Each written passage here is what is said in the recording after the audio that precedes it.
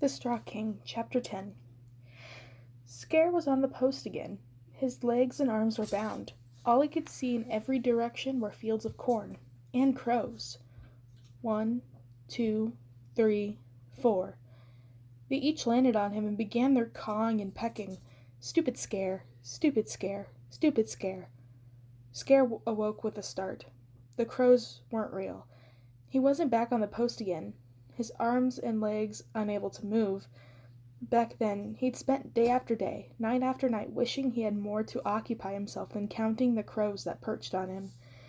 They were not all afraid of him, and they were not his friends either. He had longed for two things back then, friendship and a brain, and now he had both, he reminded himself with a sigh that rustled his straw. Lion snored as loudly as a steam engine, and there was no escaping the noise that filled the clearing that served as his throne room.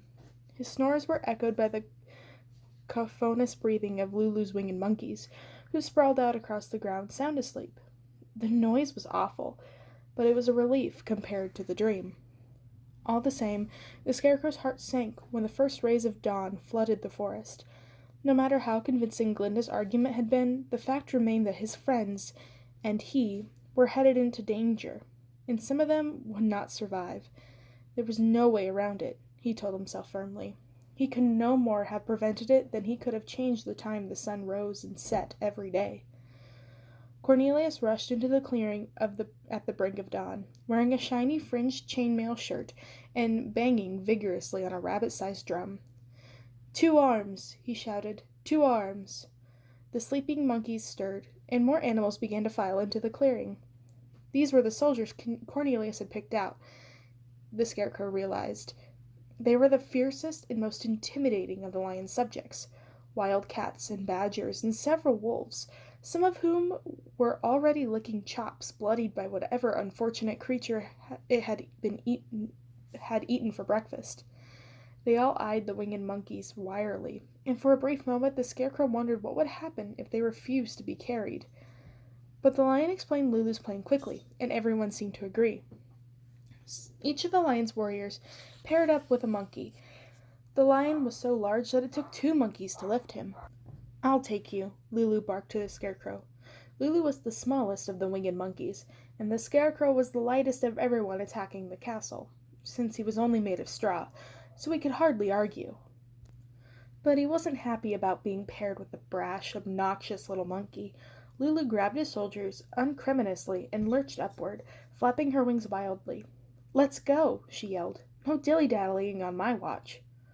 All of them, the monkeys, launched into the air, most of them with far more grace than Lulu had managed. A few of their passengers looked a little green, and one bobcat struggled frantically, nearly forcing its monkey to drop it on the ground, before it managed to calm down enough to allow itself to be carried. Despite his anxiety about what lay ahead, the Scarecrow couldn't help but enjoy the flight. He'd only had a handful of chances to fly before, and the first of those had been more than a little unpleasant. Below them, Oz looked like a patchwork quilt. They were passing over farm country, and green and gold fields made neat squares across the landscape. "Look!" the lion called out, pointing one massive paw to the east. "It's the road of yellow brick. We're headed for the right direction." "Of course we're headed for the right direction," Lulu muttered. "I'm no dummy, unlike some people," she added under her breath. Unsure whether she was insulting him or the lion, the Scarecrow kept his mouth shut. He'd been dropped by a winged monkey once before. He had no wish to repeat the experience. Flying to the Emerald City was far quicker than walking, and they hadn't even been following the undulating golden ribbon of the road of yellow brick for much of the morning before the green gleam of the Emerald City appeared on the horizon. As soon as he caught sight of that familiar bottle green light, the Scarecrow's doubts returned, and he forgot all about the pleasures of the journey. There was no way Ginger could fail to see them coming, no matter what Lulu said, and he had a feeling she'd be ready for them when they arrived. The city rushed toward them.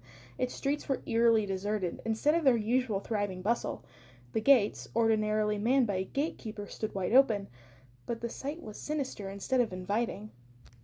"We'll carry you over the gates," Lulu said in a low voice. "Be ready for action as soon as we drop you on the other side." The monkeys landed silently, gently dropping their passengers to the ground and folding up their feathered wings without making a sound. The lion waved a paw, and his warriors moved into a loose formation, muscles rippling under their sleek coats. In the forests, they had looked frightening enough, but here, ready for battle, they looked lethal. The monkeys had no weapons, and the Scarecrow wondered how they would defend themselves.